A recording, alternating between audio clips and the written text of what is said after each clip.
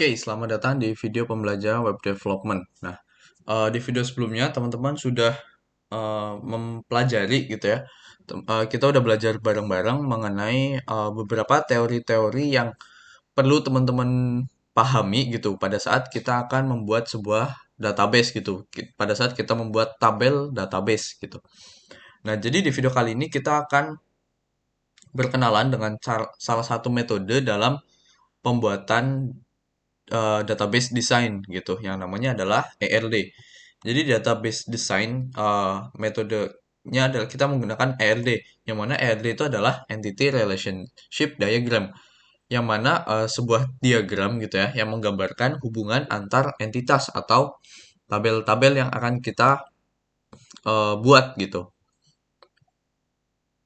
Nah, jadi untuk ERD sendiri itu sebuah diagram gitu ya, yang mana dia ada agendanya, sorry, legenda. Jadi kayak ada simbol-simbol yang mana simbol tersebut untuk menandakan. Jadi supaya developer lain atau programmer lain itu paham, oh maksudnya itu hubungan antara tabel ini dan ini tuh dia misal many to many atau one to many atau one to one gitu dan lain sebagainya gitu. Jadi berikut itu adalah eh, simbol-simbol yang biasa ada pada ERD gitu. Jadi mulai yang kotak, jadi simbol yang kotak aja itu entity atau entitas atau yang kita tahu itu adalah tabelnya gitu. Jadi misal tabel mahasiswa yang mana isinya itu ada NIM, NIM mahasiswa, kemudian ada nama mahasiswa, kemudian ada alamat, nomor telepon. Nah, itu kan dia ada di dalam satu tabel yang mana tabel mahasiswa. Nah, tabel mahasiswa itu adalah entity atau entitas. Jadi entitasnya itu mahasiswa gitu. Kemudian ada weak entity, kita jarang make gitu. Kemudian yang selanjutnya adalah relationship. Jadi dia bentuknya kotak miring gitu ya, atau bisa bilang belah ketupat. Dia itu adalah kotak yang mana dia menjelaskan hubungan antara satu entitas dengan entitas lain atau hubungan antara satu tabel dengan tabel lain gitu. Contohnya misal dosen dengan mata kuliah, dia hubungannya adalah mengajar. Jadi dosen mengajar mata kuliah gitu. Jadi itu untuk relationship yang mana dia adalah simbol untuk simbol penghubung yang menjelaskan relationship mengenai relationship dari dua entitas gitu. Kayak identifying relationship tuh juga jarang dipakai ya. Kemudian yang selanjutnya ada atribut gitu. Nah, atribut itu seperti yang udah kita pahami atau belajar bareng-bareng. Atribut itu bisa dibilang kolomnya gitu. Kalau misalnya di dalam tabel itu judul-judul kolomnya itu yang disebut dengan atribut gitu.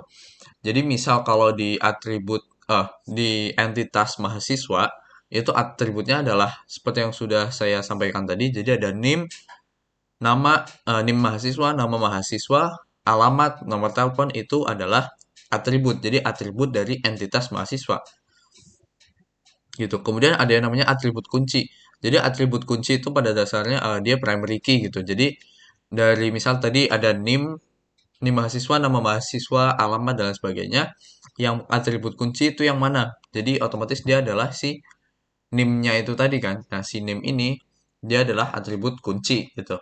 Nah, untuk tandanya itu dia sama-sama bulat ya, oval. Jadi atribut itu dia oval, atribut kunci atau primary key dia juga oval gitu. Cuma yang membedakan adalah pada saat kita isi. Jadi oh ya BTW nanti misal ini ada entity nih. Misal kita punya entitas mahasiswa, entity mahasiswa. Berarti kita ketikkan di dalamnya, dalam kotak ini mahasiswa gitu. Begitu juga untuk relationship, kemudian di atribut juga. Nah, kalau atribut dan atribut kunci bedanya adalah kalau atribut itu ya penulisannya biasa gitu ya. Jadi atribut ada oval, kemudian di dalamnya ada isinya misal nama underscore mahasiswa misal gitu. Nah, kalau atribut kunci itu kita kasih underscore gitu atau garis bawah. Jadi misalnya NIM mahasiswa jadinya NIM underscore mahasiswa tapi dia di katakanlah CTRLU gitu ya atau underline gitu. Jadi ada garis bawahnya. Itu adalah atribut kunci. Kemudian yang selanjutnya adalah atribut multi-value. Atribut multi-value juga jarang digunakan karena kalau misal multi-value itu adalah salah satu bentuk dari tabel yang belum normal gitu. Jadi seperti teman-teman tahu di tahap pertama dari normalisasi adalah menghilangkan kunci yang ganda atau multi value gitu. Yang tadinya multi value kita buat masing-masing selnya itu jadi hanya memiliki satu nilai gitu. Jadi kita jarang pakai atribut multi value karena pada dasarnya pada saat pembuatan database entah itu dari scratch ataupun kita ambil dari dari tabel yang sudah ada, kita normalisasikan dulu gitu. Jadi masing-masing selnya itu otomatis isinya cuman ada satu-satu aja gitu. Gitu. Kemudian di sini ada yang namanya atribut komposit. Jadi atribut komposit itu pada dasarnya adalah kayak atribut turunan gitu. Jadi misal di sini ada contoh yang kecil-kecil ini tuh umur, ada umur, kemudian ada hari apa jumlah hari telah hidup, meskipun ujungnya sama-sama umur ya artinya. Cuma atribut turunan itu adalah atribut yang dibentuk atas dasar atribut yang biasa ini dari atribut yang normal. Jadi misal ada umur. Nah, umur itu diambil dari apa? Dari tanggal lahir gitu. Jadi misal di sini ada atribut nama gitu. Sorry, entitas mahasiswa. Kemudian di dalamnya ada atribut tanggal lahir. Nah, tanggal lahir itu misal tahun 2000 bulan 1 tanggal 1 gitu. Jadi 1 Januari tahun 2000 gitu. Misal itu adalah atributnya yang mana dia adalah tanggal lahir gitu. Nah, kemudian di sini ada satu yang misal ada satu nih, yaitu atribut komposit namanya umur dan isinya kalau misal tanggal 1 bulan 1 tahun 2000 itu berarti sekarang umurnya adalah sekitar 23 tahunan gitu. Nah, jadi di sini itu isinya adalah tanggal lahirnya tadi. Nah, di sini isinya adalah 23 gitu. Yang mana isi 23 itu didapat dari atribut yang ada di si atribut inang atau atribut ibunya gitu. Gitu. Jadi itu adalah atribut turunan gitu. Nah, atau atribut komposit. Untuk komposit juga lumayan sering, tapi cukup jarang juga karena pada dasarnya kita perlu pisah-pisah gitu. Dan juga atribut komposit itu umumnya tidak kita terapkan pada saat kita membuat database. Jadi biasanya misal umur nih, umur itu tidak akan kita simpan. Kita pakai aja tanggal lahir, kemudian si tanggal lahir itu kita kurangin dengan tahun sekarang. Nah, itu kan dapat umur. Nah, umurnya aja itu yang langsung ditampilin gitu. Dan nggak perlu disimpan di database. Jadi pakai yang usia tanggal lahir aja. Nah, kemudian di server itu baru diutak-atik supaya dapat umur saat ininya gitu. Jadi itu untuk atribut komposit. Kemudian derivatif juga jarang dipakai. Kemudian di bawah itu ini tanda ya penanda. Jadi di sini ada cardinality ratio. Jadi kardinalitas itu yang tadi ya. Jadi kayak one to one, many to many. Itu kita bisa kasih tanda dengan angka. Jadi misal 1 n itu. Jadi dia one to many gitu. Kita bisa kayak gitu atau nanti ada simbol-simbolnya lagi. Teman-teman bisa lihat nanti ya. Kita akan cek bareng-bareng gitu untuk tanda antara one to one, kemudian one to many dan juga many to many gitu. Nah, oke. Sekarang coba teman-teman buka si website ini. Jadi namanya diagrams.net gitu. Nah, kita akan coba cek bareng-bareng nih. Oke. Kita ketik aja ya. Diagram.net gitu. Jadi app.diagrams.net lebih tepatnya ya. Nah, di sini kita coba teman-teman create new diagram, kemudian kita pilih yang blank aja gitu. Kemudian untuk tipe datanya teman-teman bebas, misal mau langsung dia bentuknya gambar boleh. Jadi ada PNG dan SVG, tapi di sini dia juga menyediakan file bentuk HTML, kemudian bentuk XML dan juga ada file dari Draw.io sendiri gitu. Misal di sini kita pakai PNG aja gitu ya. Kemudian di sini misal latihan database design gitu. Kemudian draw.png ini kita hapus. Nah, misal gini, kita create.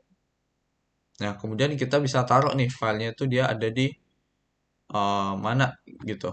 Misalnya kita taruh langsung aja di dokumen deh. Kita kasih nama latihan database database design. Oke, jadi ini untuk tampilan dari si app.diagrams.net gitu.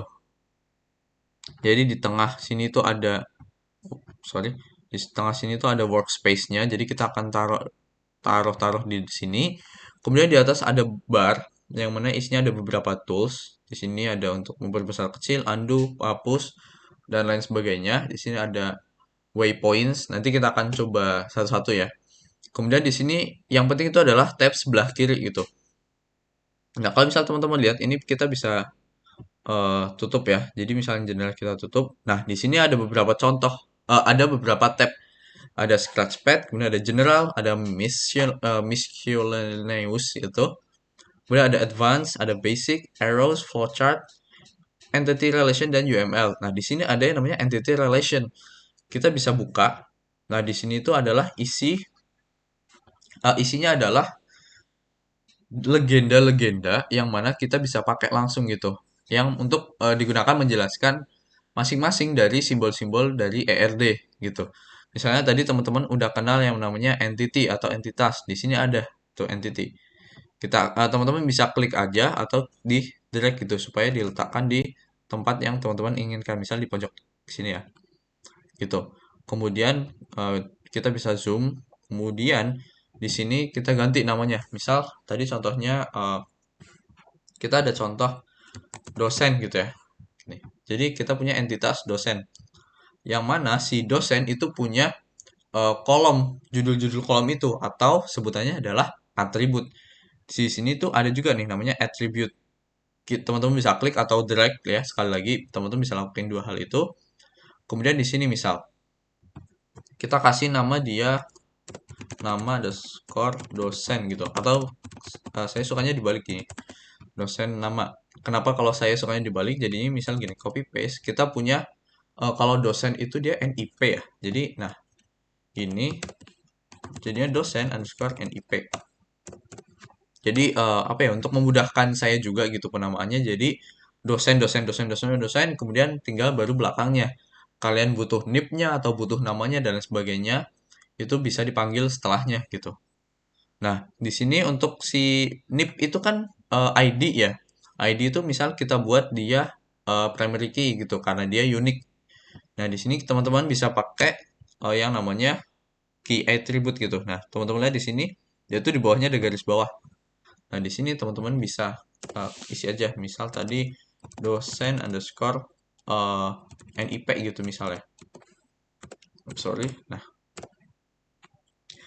jadi di sheet ini itu adalah si primary key-nya gitu. Kemudian misal ada nama. Oh ya, di sini teman-teman bisa copy paste juga ya. Copy CTRL-C, kemudian CTRL-V untuk paste-nya. Kemudian misalnya dosen alamat gitu. Nah, ini. Jadi misal udah ada nih entitas dosen dengan atributnya ada tiga. Kemudian selanjutnya kalau misal teman-teman udah buat kayak gini, kita bisa tarik garis aja sih. Misal ini nih. Kalau misal teman-teman arahin si kursor ke bagian bawah, ini kan ada titik-titik tuh. Teman-teman arahin coba salah satu. Kemudian dia muncul setelah muncul hijau, teman-teman klik. Oh, sorry, teman-teman klik tahan, kemudian di drag. Nah, dia akan munculin tanda panah. Nah, teman-teman bisa arahin ke si entitasnya gitu. Karena apa? Entitas sendiri, atribut sendiri itu kan dia mengacu pada entitasnya gitu. Jadi ini kita bisa drag kemudian taruh di sini.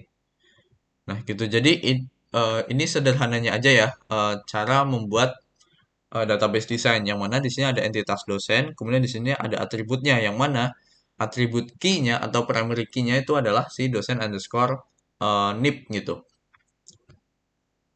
Nah, jadi itu untuk dasarnya. Kemudian selanjutnya adalah relationship-nya gitu ya. Jadi berdasarkan di database ini, kalau teman-teman lihat di sini untuk contohnya itu ada juga yang namanya setelah entity ada attribute tadi udah ya, atribut kunci juga udah. Relasi, relationship-nya di sini. Nah, relationship itu digambarin pakai kotak. Di sini juga ada nih. Sorry yang ini. Relationship. gitu. Kita bisa klik, tahan, kemudian drag, atau teman-teman bisa klik aja, dia langsung akan pop up di workspace-nya gitu. Misal di sini relationship. Nah, relationship itu sebaiknya dia ditulis dengan apa ya? Jelas gitu bisa dibilang supaya developer lain atau teman-teman kalau misal baca lagi itu paham gitu. Oh, maksudnya itu adalah dosen mengajar gitu. Jadi mengajar gitu. Nah, dia mengajar apa? Yang dia ajar adalah mata kuliah gitu. Jadi misal si entity ini kita copy paste ya Ctrl V, kemudian di sini kita tulis saja matkul. Jadi mata kuliah gitu. Kemudian ada ini si sorry, copy paste si atribut key ini misalnya matkul underscore ID gitu ya. Kemudian ada copy paste. Nah, sini dua aja misal ya. Di sini matkul underscore nama gitu. Jadi contoh aja ya, jadi nggak usah terlalu lengkap. Di sini saya cuma mau sharing ke teman-teman maksudnya itu gimana gitu. Jadi si matkul ini teman-teman bisa klik, tahan, kemudian drag paste. Di sini juga sama. Kemudian, nah di sini untuk hubungan antara kan karena relationship ya relationship itu ada tiga, ada one to many, dan juga many to many gitu. Kita pakainya adalah yang ada di sini yang bawah. Nah, kalau teman-teman lihat tuh, kalau misal teman-teman hover tuh dia muncul tuh, ada penjelasannya untitled relation. Di sini mandatory participation dan lain sebagainya gitu. Nah, yang penting itu adalah yang tiga tadi, one to many. Nah, ini one to many dan many to many gitu. Nah, kalau untuk kasus di sini tuh kan dosen dan mata kuliah yang mana si dosen itu bisa mengajar banyak mata kuliah. Begitu juga untuk si mata kuliah. Mata kuliah itu bisa diajar oleh banyak dosen gitu. Misalnya ada Bapak Andi. Bapak Andi dia mengajar mata kuliah front end 1 yang mana Bapak Andi itu ID-nya misalnya D0001. Kemudian beliau mengajar front end 1 jadi F1 gitu. Kemudian ada juga nih nanti Bapak Budi. Bapak Budi juga dia mengajar F1 gitu. Tapi kemudian selanjutnya ada mata kuliah lagi, yang mana itu mata kuliah Bapak Budi mengajar mata kuliah itu juga. Jadi bisa bilang many to many ya. Satu dosen mengajar banyak, satu mata kuliah bisa diajarkan kepada mahasiswa itu oleh banyak dosen gitu. Jadi many to many. Nah, kalau many to many, teman-teman di sini bisa cari deh yang tulisannya many to many. Nah, nih. Ini tuh many to many, kemudian kita bisa hubungin aja misal dari sini ke sini gitu. Nah, ini kan ada garis nih. Kita bisa ilangin. Garis ini kan dia karena dia belok tuh. Jadi dari sini dia ke belok. Buat ngilangin beloknya, teman-teman bisa coba buka ini ya. Sorry. Full screen. Collapse. Oh, nih. Yang bagian format. Nah, di sini teman-teman pergi ke si style. Oh, no. Arrange. Bukan. Oh, ini. Teman-teman bisa pilih. Nah, di sini teman-teman coba pilih yang satu. Nah, dia otomatis dia akan lurus aja gitu. Tapi intinya adalah bagian ini ya. Kalau teman-teman lihat di sini karena dia many to many, dia tuh ada cabang tiga gini gitu. Satu, dua, tiga. Di sini juga satu, dua, tiga. Nah, kalau yang tiga sama tiga itu berarti dia many ke many gitu. Begitu juga yang bagian bawah kita buat sama. Kita copy paste. Kemudian di sini kita drag. Nah, di sini kita copy di sini, taruh sini, dan ini taruh di sini. Nah, jadi dia itu hubungannya antara dosen dan mengajar adalah many to many. Nah, many to many bisa developer lain tahu itu lihat dari mana? Lihat dari simbol yang dibuat oleh si Draw.io ini gitu. App.diagrams ini. Yang mana dia ada garis tiga kayak gini. Jadi dan ini tuh konvensional ya. Jadi programmer-programmer lain tuh paham maksudnya. Oh, kalau tiga itu berarti dia many to many gitu dan lain sebagainya. Nah, jadi untuk pembuatan dari ERD secara sederhana tuh kayak gini ya.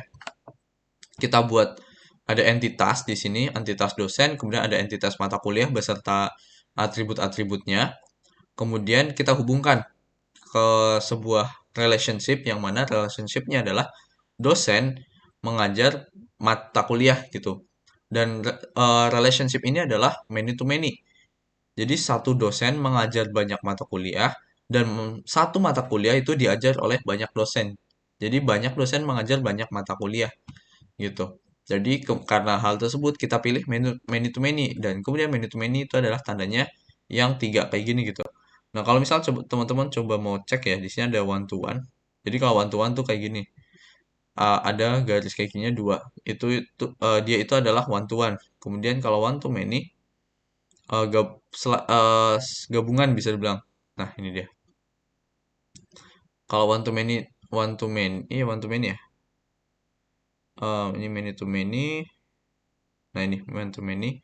Oke, kalau one to many itu yang satu sebelah sini tuh kosong. Jadi kosong itu one, yang banyak sini itu adalah many-nya gitu. Kemudian kalau misal many to many, iya ini banyak gitu. Kalau ini one to one, dan ini adalah one to many gitu. Jadi itu untuk beberapa simbol dari si relationship-nya itu gitu. Eh, Oke, jadi itu dulu ya untuk video kali ini. Jadi teman-teman udah tahu salah satu tools dan juga metode cara kita para developer itu mengembangkan sebuah database design, yaitu kita menggunakan yang namanya entity relation diagram, yang mana relasi diagram hubungan antar entitas atau antar tabel gitu. Jadi kita bisa pakai si app.diagrams.net ini, atau misal teman-teman mau coba cari ya di Google gitu, ERD online ataupun ERD designer online free atau lain sebagainya, itu teman-teman bisa coba cari. Tapi ini tuh yang sering saya pakai karena simple aja gitu, karena mostly untuk database design itu ya saya sendiri nggak perlu tools macam-macam yang ribet banget, nggak usah. Dengan adanya ini kayak ya udah ini tuh cukup gitu, nggak usah ada yang lain-lain gitu. Oke, jadi untuk kali ini videonya cukup sampai sini dulu. Video selanjutnya kita akan coba. Jadi kita kan udah bahas nih eh, dari normalisasi ini. Jadi si tahap ketiga ini kan dia otomatis udah normal tuh ya databasenya. Kita akan coba buat si ini ke dalam bentuk kayak gini. Dan juga yang ini kan dosen dan mata kuliah gitu. Kita ada satu lagi kalau nggak salah ya. Tadi di video sebelumnya itu ya mengenai si mahasiswa dan mata kuliah, si hubungannya gitu. Nah, itu nanti kita akan coba buat gitu di video selanjutnya. Jadi untuk video kali ini cukup sekian dulu. Terima kasih.